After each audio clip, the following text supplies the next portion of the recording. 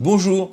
Ce que j'ai constaté au travers de mes différentes expériences et des différentes sociétés dans lesquelles je suis passé, c'est que dans beaucoup de sociétés, voire même la majorité, on trouvait toujours des personnes ou des individus qui ne sont pas à la bonne place.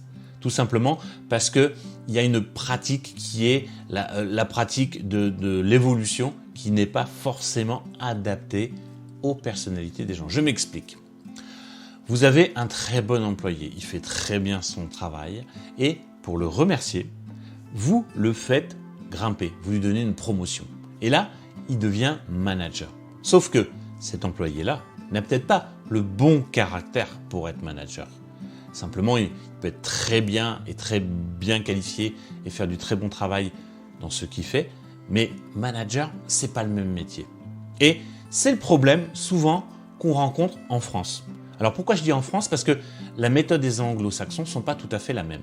C'est-à-dire que les anglo-saxons considèrent qu'un manager, c'est un autre métier. Savoir manager une équipe, c'est des compétences différentes. Et qu'un manager n'a pas besoin de connaître exactement toutes les tâches et ne doit pas faire mieux que ses subordonnés. Même si j'aime pas ce mot subordonné. Mais bon, c'est comme ça que ça s'appelle. Donc, un manager, c'est pas forcément quelqu'un qui sait mieux que les autres. Et en France, on a tendance à penser ça. Et donc, on a même tendance à penser ça, que ce soit au niveau de la direction des entreprises ou des gens qui ont une promotion. Ils ont une promotion parce qu'ils pensent qu'ils savent mieux faire que les autres. Alors que pas du tout. Quand on passe manager, c'est un autre métier. Et ça demande des compétences complètement différentes. Des compétences de gestion d'équipe, de gestion humaine. Bien sûr qu'il faut avoir des notions de ce qui va être pratiqué par les différentes personnes de son équipe. Mais vous n'êtes pas obligé de tout savoir faire de votre équipe. Et heureusement, parce que sinon, il y a des postes qui sont juste infaisables. Donc un bon manager, c'est pas ça du tout. Donc, il va falloir faire attention dans les sociétés que les personnes et les compétences, surtout des personnes, soient utilisées à bon escient. Et la grosse difficulté dans les sociétés, c'est que souvent, la direction n'utilise pas les compétences des personnes au bon endroit.